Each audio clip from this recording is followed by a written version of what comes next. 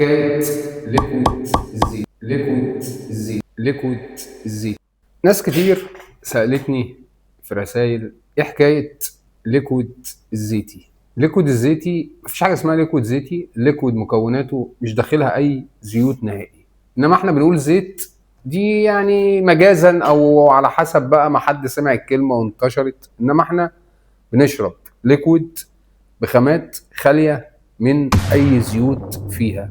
النهارده هيبقى معانا تجربه، في كل ريلزايه هنطلع معانا لاينين عشان نقدر نكشف الحقيقه. ليكويد ده داخله زيت رديء ما تجيبهوش، ولا ليكويد نضيف تشربه. اي ليكويد في الدنيا لما بتحطه في التانك وتيجي تغسل التانك بتغسله بميه عاديه وبيروح، ايدك ما بتبقاش مزيته، ما بتغسلش التانك بالصابون عشان الزيت يطلع. فالليكويد مش داخله اي زيوت، انما في لاينات في السوق موجوده.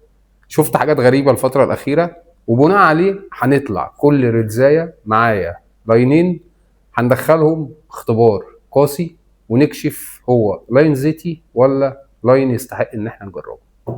كل اللي انت محتاجه كوبايه ميه والليكود اللي معاك اللي عايز تدخله التجربه. النهارده معانا لاين سالتي ومعانا لاين MTL ميتال تانك، وانا اخترت لاينين يعتبروا صف اول في السوق، يبقوا اول لاينات نجربها في التجربه معانا.